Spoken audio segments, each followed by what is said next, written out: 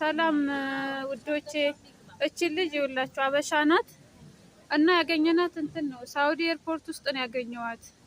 እና ልጅቷ በዚህ አሰሪዋ ቀጥቅጣት ይኸውላችሁ ፊቷን ጀልቀባ አርጊታን ከና ኦፖሌቲን ኬኛ ሳውዲ አረቢያ ኬሰቲ ጀርሺ ቦሌት ገተኒ ብራዴ ማንከና አርጊታኒ ትይርቱ ቪዲዮ ከና የሮ አማ ከና ባየን ijoollee keenya saudi arabiyaa nurraa dhaabbatu nuraa cufamu jennee kadhanneetti dadhabnamni nu dhaga'u hin jiru jechuudha.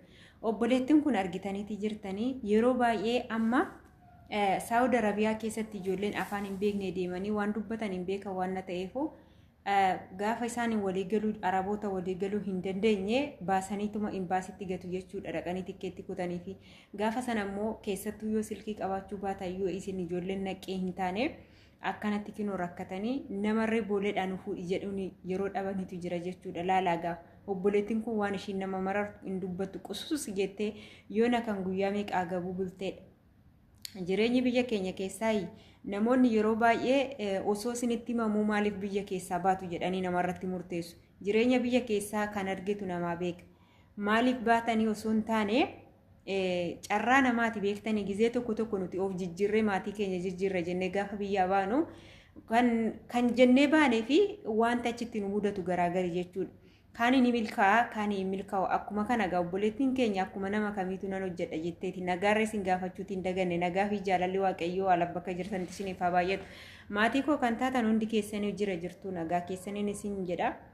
Egaa viidiyocha argitaniiti jirtanii yeroo hammaa kana daraan dabalaatii kan deematii jiru keessattuu saawud arabiyaa keessatti ijoolleen haaraan afaan hin beekne karaa sirraan deemanii nama hin qabaanne taanaan keessattuu baay'ee ulfaataadha jechuudha. Tokkoffaa afaan hin beekanii mirgaaf dirqama isaaniirree akkaataa itti himatan hin beekan jechuudha. Gaafa maktabatti na deebisi jedhanii maktabatti geessuu dhiisaniit kinoo kara biyyaa gaggeessu. Kara biyyaarra yeroo gaggeessan maatii keetti himadhu guyyaa kana dhufanii booleedhaa siyaa fuudha sa'aatii kana jedhaniiti miti kan isaan itti himan jechuudha.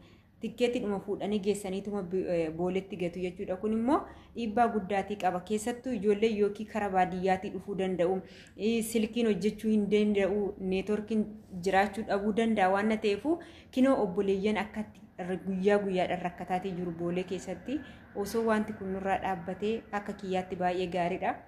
Namni gaafa biyya keessaa bahu bakka ni muddama beektanii hin muddama akka hanga biyya keessaa bahutti baay'eedhuma tokko ariifata baay'eedhuma tokko si'aayee ka'a jechuudha. Maaliif taanaan intalli eebeluu hojjettee of jijjiirtee maatii ishee jijjiirtee anarree maatii korree yoo jijjiiruu dadhabe ofii kiyyarree nan jijjiira jedhaniiti obboleewwan keenya kan akkanatti biyya namaa kana keessatti rakkataatii jiran. Kanaaf immoo kun baay'ee ulfaatarra jiraara.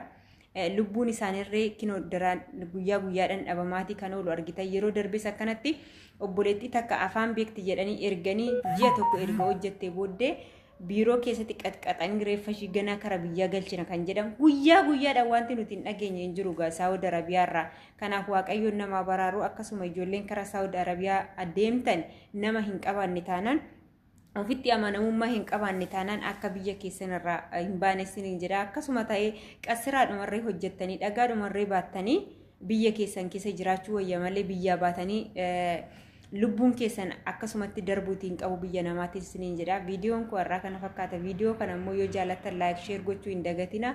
Namoonni as keessaa yookiin namni tokko dhagahee of baraaruu danda'a waan ta'eef waliif qooda turtii gaarii.